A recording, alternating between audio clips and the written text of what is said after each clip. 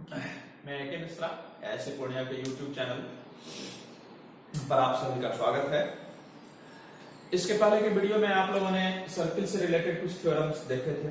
आज मैं पुनः सर्किल से रिलेटेड कुछ थ्योरम लेकर आप लोगों के बीच उपस्थित हूँ।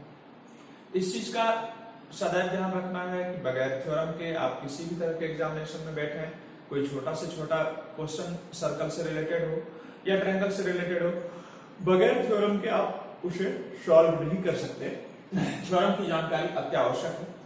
थ्योरम ज्यामिति की रीढ़ है और उसके बिना किसी भी स्ट्रक्चर की फ्रेम की कोई कल्पना नहीं की जा सकती। थ्योरम के वीडियोस जब भी जहां भी मिले उसे पूरा देखा करें। उससे क्या होगा कि थ्योरम से रिलेटेड आपके कॉन्सेप्ट क्लियर होंगे और थ्योरम से रिलेटेड जब कॉन्सेप्ट क्लियर होंगे तो आप किसी भी अच्छे, हल्के और भारी सवालों पर अपना एक बेहतर एफर्ट लगा पाएंगे। इसलिए थ्योरम का क्लियरिफाई होना बहुत ही आवश्यक है। थ्योरम क्लियर नहीं है तो फिर आपको परेशानी होगी बातों को समझने में। इसका फिगर कैसे ड्रॉ होगा, फिगर कभी कभी ऐसा सिचुएशन आता है कि आपको अकॉर्डिंग टू थ्योरम भी फिगर फिट करने होते हैं।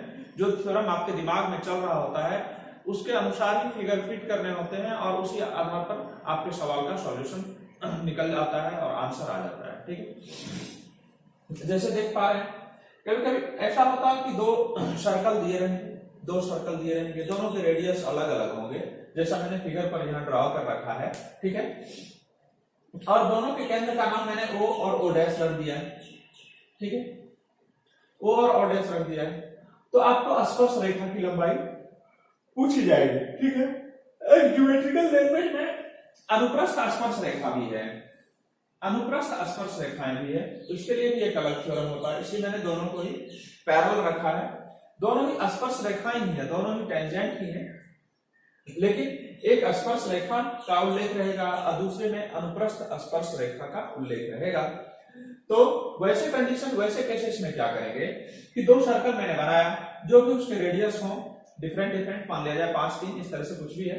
ठीक है, तो केंद्र की दूरी कुछ भी दी हुई रहेगी। ठीक है, x और y निकालने के लिए आपको दे दिया जाए कि अनुप्रस्थ स्पर्श रेखा की लंबाई, अनुप्रस्थ के लिए वो केस है स्पर्श रेखा की लंबाई। तो वैसे केस में स्पर्श रेखा ये देख रहे हैं AB स्पर्श रेखा है आपकी, यही y है। ठीक है, equal to root under O dash का होल स्क्वायर यानी x का होल स्क्वायर माइनस r। अगर ये r कुछ भी दिया है, मान लिया जाए ये 7 दिया हुआ है, ये 5 दिया हुआ है, तो 7 माइनस 5 कितना आ जाएगा 2 के होल स्क्वायर को यहां पर आपको रख लेना है। ठीक है, और इसका अंडर रूट जो आएगा वो आंसर होगा। अब आपको एक केस में और भी बता दूं, अगर ऐसा हो गया कि आपको y ही दिया हुआ है और x इक्वल टू पूछा गया है तो भी यही फार्मूला लगाना है। उस केस में क्या करना है कि y के वैल्यू को यहां रख देना है, x के वैल्यू को यहां रख देना है और y के वैल्यू को, y का वैल्यू निकल जाएगा और जब y के वैल्यू को यहां रख देंगे तो x का वैल्यू निकल जाएगा। ठीक है, इस फार्मूला अत्यंत उपयोगी है। सीजीएल में इस तरह के सवाल अक्सर पूछे जाते हैं, इससे रिलेटेड सवाल पूछे जाते हैं। ठीक है, अगले वर्ष भी पीटी में पूछे गए थे। इसको देखेंगे, ये अनुप्रस्थ स्पर्श रेखा में क्या होता कि ये जो टेंजेंट जो एक दूसरे को कर्व तिरछा और ये केंद्र के बीच की दूरी को काटती है, उसके लिए है। उसमें क्या होता कि अगर आपको टेंजेंट की लंबाई यानी AB की लंबाई ज्ञात करनी हो तो O डैश का होल स्क्वायर जो यहां पर भी था आप देख रहे हैं, माइनस r प्लस r का होल स्क्वायर। इस फार्मूले में क्या होता है, जब टेंजेंट दोनों के ऊपर हो, दोनों के शीर्ष पर हो तो r माइनस r का होल स्क्वायर, और जब टेंजेंट ये जो आपके केंद्र के बीच की दूरी वाली रेखाएं हैं उसे प्रतिच्छेद करती हो टेंजेंट, तो अनुप्रस्थ स्पर्श रेखा उस केस में r प्लस r का होल स्क्वायर लगाते हैं। ठीक है, शायद ये दोनों थ्योरम आप लोगों को खूब बेहतर समझ में आ गया होगा। अब अगले थ्योरम को उठाते हैं।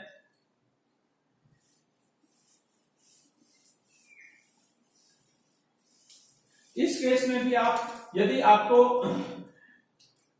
केंद्र के बीच की दूरी पूछ दी जाए तो इसके जगह पर x रख देंगे इसकी जो लंबाई, दो में से कोई एक चीज हमेशा दिया रहेगा, ध्यान रखेंगे, दो में से कोई एक चीज या तो केंद्र के बीच की दूरी ज्ञात रहेगी या फिर टेंजेंट की लंबाई ज्ञात रहेगी और रेडियस तो दिया ही रहेगा। ठीक है, तो आप इसको, इस दूरी को, ये दूरी अगर निकालनी है, ठीक है, यहां पर x रख दिया, ये दूरी जो भी दिया रहेगा, मैंने मान लिया 15, और ये दोनों जोड़ दिया, मान लिया 5 और 4 है तो 9 का स्क्वायर अंडर रूट।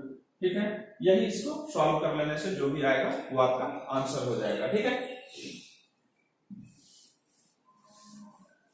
टेंजेंट से रिलेटेड जब बातें आई तो टेंजेंट से रिलेटेड एक बात मैं और भी आप लोगों को बता दूं। ठीक है, कि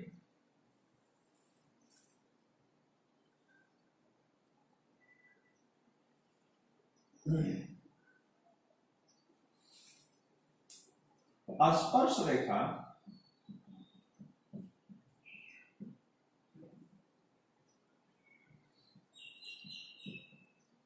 वृत्त की त्रिज्या के साथ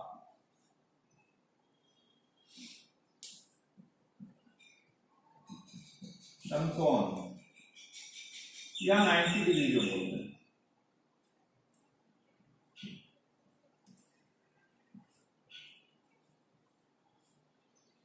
स्पर्श रेखा वृत्त की त्रिज्या के साथ समकोण बनाती है। ठीक है, एक चीज इसका भी ध्यान रखेंगे, यह भी एक थ्योरम, आज का ये तीसरा थ्योरम। इसके पहले के वीडियोस में भी मैंने 4-5 थ्योरम बताए हैं। स्पर्श रेखा किसी भी तरह से, आप अगर इस तरह से भी स्पर्श रेखा खींच दोगे तो ये 90 डिग्री ही बनेगा। ठीक है, इस तरह से भी स्पर्श रेखा, इस तरह से भी स्पर्श रेखा खींच दोगे, ये यहाँ पर जो बनाएगा ये 90 डिग्री का ही एंगल बनाएगा। ठीक है, चलिए अब दूसरे थ्योरम की ओर आते हैं।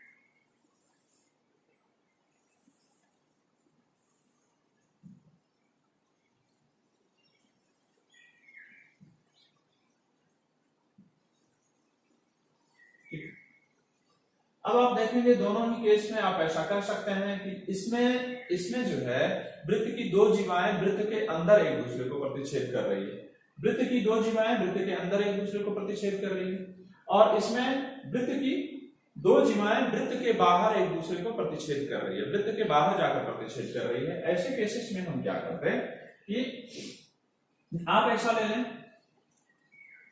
AP बटे PD इक्वल टू CP बटे,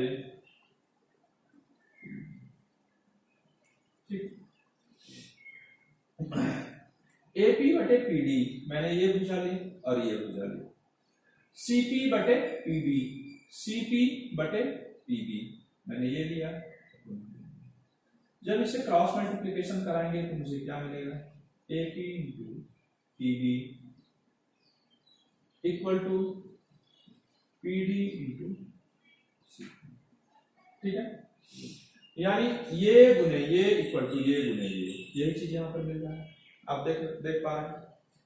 सेम यही केसेस, ये एक समानुपातिक होती है, वृत्त की जीवाएं दो जीवाएं जहां एक दूसरे को प्रतिच्छेद करती है प्रतिच्छेदक बिंदु से, वह दोनों सदैव समानुपातिक होती है। यही मैं बताने की चेष्टा यहाँ पर कर रहा हूं, यही बातें यहां पर भी होती है।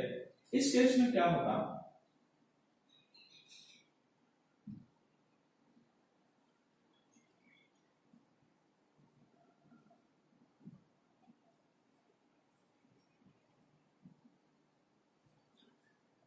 ये अक्सर बच्चों से भूल होती है, अक्सर बच्चों से भूल क्या होती है, इसमें भी ये AB इंटू BP ले लेते equal to CD into DP ले लेते। पहला केसेस ये करते हैं आप लोग कि AB into BP equal to C D into P D. ठीक है, ये मैं आपको बता दूं, पहले ये गलती होती है, ये गलत है, ये भी गलत है। ठीक है, उसके बाद इसे याद करने का भी मैं तरीका बताऊंगा कि कैसे आपके दिमाग में यह बिल्कुल जज्ब हो जाए, आपके दिमाग से यह उतरे नहीं। ठीक है, ये बिल्कुल एक गलत तरीका है, एप्रोप्रिएट है। दूसरा कंडीशन क्या होता है बच्चों से भूल, AP into AB equal to CP into CD। ठीक है, ये भी एक गलत तरीका है, ये भी एक गलत है। ठीक है, इसमें करते क्या है आप इसका ध्यान रखेंगे, टोटल इंटू एक्सटर्नल। टोटल कितना आया मेरा AP इंटू एक्सटर्नल BP देख रहे हैं, equal to total into external. इस चीज का हमेशा ध्यान रखें, आप कभी नहीं भूलेंगे। इसमें होता है इस केस में क्या कि टोटल लेते हैं और एक्सटर्नल को लेते हैं, फिर टोटल लेते हैं और एक्सटर्नल को लेते हैं, वृत्त के अंदर वाले को नहीं, वृत्त के बाहर वाले को लिया जाता। यह दोनों समानुपातिक रूप से, दोनों का गुणनफल जो होगा, दोनों का गुणनखंड जो होगा, यह दोनों समानुपातिक रूप से बराबर होता है। शायद आप लोग तीसरे और चौथे थ्योरम को भी, आज के तीसरे और चौथे थ्योरम को भी समझ गए होंगे। ठीक है, इसमें AP इंटू BP देख रहे हैं, AP इंटू BP। ठीक है, अब पुनः PD इंटू CP, तो PD इंटू CP। ठीक, और इस केस में क्या किया, टोटल इंटू एक्सटर्नल, यानी टोटल मतलब AP इंटू BP, अब पुनः टोटल इंटू एक्सटर्नल मतलब CP इंटू DP। ठीक है, कोई प्रॉब्लम नहीं हो रही होगी शायद, थ्योरम पढ़ने में मजा भी आ रहा होगा। थ्योरम एक नेसेसरी पार्ट है।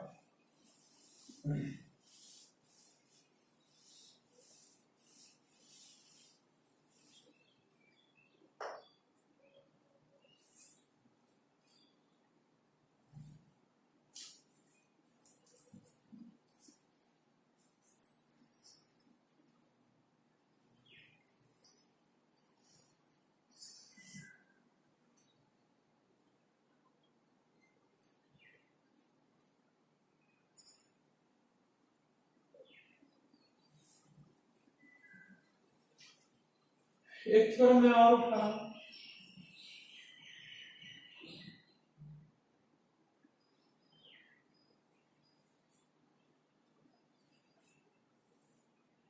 जब इसी से रिलेटेड बातें निकली है तो इसे बेहतर तरीके से जान लेना ज्यादा उचित होगा।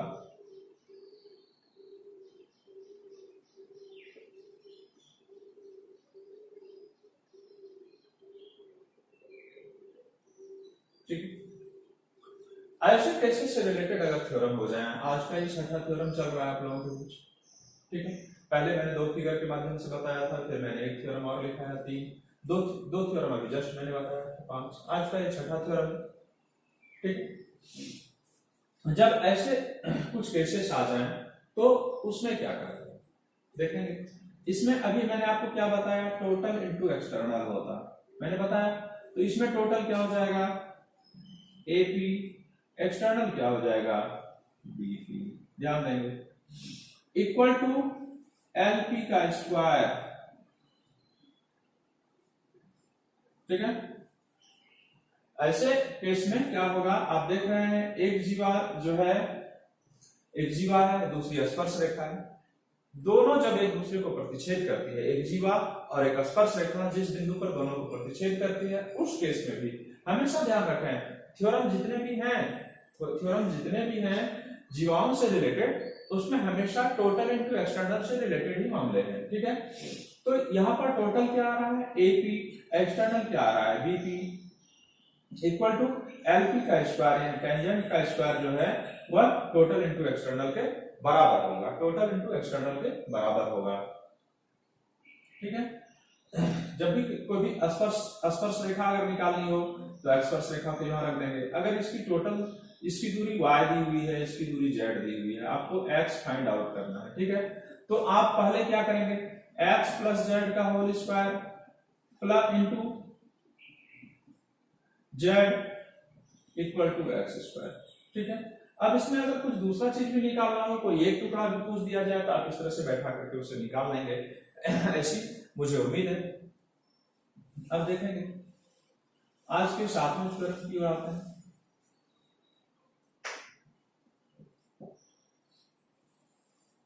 आज सभी थ्योरम मैंने लगभग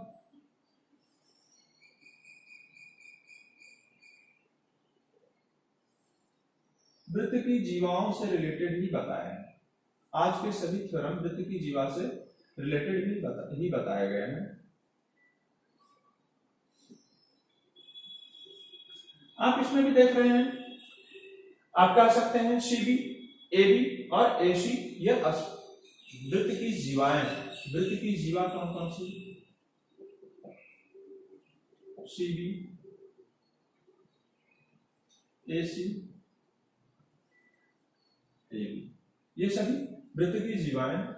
ये सब बराबर नहीं है, लेकिन ये सभी जीवा ही, ठीक है। और पीक्यू को क्या कह सकते हैं आप? स्पर्श रेखा। पीक्यू को स्पर्श रेखा। इसमें इस कोण का वैल्यू, ध्यान देंगे, इस कोण का वैल्यू हमेशा इस कोण के बराबर होता है, यानी इस कोण का वैल्यू इस कोण के बराबर होगा, ठीक है। अगर यह थीटा डिग्री है तो यह भी थीटा डिग्री, यह अगर एक्स डिग्री है तो यह भी। कोई दिक्कत? इतनी बातें भी समझ में, इस थ्योरम की बातें आप लोगों को शायद समझ में आ गई होगी।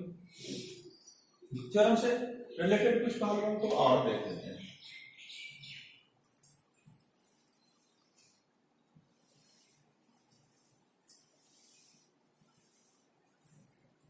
आज का ये 8वां और आखिरी थ्योरम में लिखा रहा हूं आप लोगों को। जिन बच्चों ने भी चैनल अभी तक सब्सक्राइब और लाइक नहीं किया हो वह निश्चित रूप से कर लें। मैं इस लॉकडाउन की स्थितियों में निरंतर प्रयास कर रहा हूं कि कुछ न कुछ आप लोगों को पढ़ाते रहूं, जिससे आप लोगों की इच्छा बिल्कुल मृत सी ना हो जाए, ठीक है। आपने देखा होगा कि हाल फिलहाल सीजीएल ने अपने डेट एक्सटेंड कर दी है, 10वें महीने में होने वाली, 6ठे महीने तक तो बिल्कुल बंदी है। 1 जुलाई से इंस्टीट्यूशन के खुलने की तारीख तय की गई है, ठीक है। और एलडीसी के वैसे छात्र जिनकी परीक्षा छूट गई थी लॉकडाउन की वजह से, क्योंकि लॉकडाउन उसी दरमियान हो गया था, अपने इंस्टीट्यूशन के भी कुछ छात्राएं हैं जिनके एग्जामिनेशन छूट गए थे, उसका एग्जामिनेशन अगस्त में रखा गया है। इसलिए इस दृष्टिकोण से मैं सभी छात्रों से अनुरोध करूंगा कि कोई भी एग्जामिनेशन, कोई भी वैकेंसियां अभी तक कैंसिल नहीं की गई है, ऐसे कोई भी अपडेट नहीं है, ठीक है। वह केवल अफवाहों का बाजार गर्म किया जा रहा है, ठीक है। कुछ सरकार विरोधी तत्व होते हैं, कुछ सरकार के समर्थक तत्व होते हैं। हम लोग छात्र जीवन से गुजर रहे हैं, हमें ना सरकार के विरोध और सरकार के सपोर्ट की कोई जरूरत ही नहीं है। हमें केवल अपने मैटर पर ध्यान केंद्रित रखना है कि मेरी वैकेंसियां कैंसिल नहीं हुई, सारे वैकेंसी एज इट इज हैं। कुछ दिन पहले ग्रुप डी को लेकर के भी इस तरह की अफवाहें उड़ी थी, लेकिन उसके ऊपर भी रेल मंत्री का ट्वीट आया था कि वो वैकेंसियां कैंसिल नहीं की गई है, वह बिल्कुल फेक न्यूज है, ठीक है। तो उसी तरह यूडीसी या एलडीसी की कोई भी वैकेंसी कैंसिल नहीं है। एलडीसी के वो बच्चे जिनका एग्जामिनेशन उस समय लॉकडाउन की वजह से बाधित हो गया था, उसे अगस्त में रखा गया है, और यूडीसी जो अपना एग्जाम लेने वाली थी उसे 10वें महीने में रखा गया है, ठीक है। देखें फिर से एक स्पर्श रेखा से रिलेटेड एक बातें मैं रखने जा रहा हूं।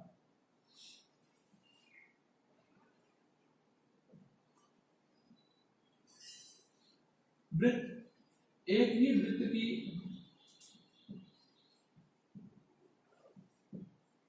दो स्पर्श रेखाएं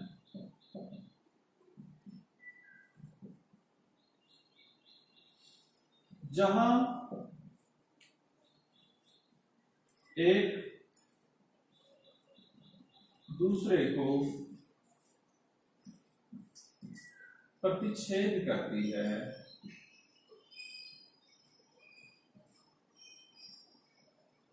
वह दूरी समान,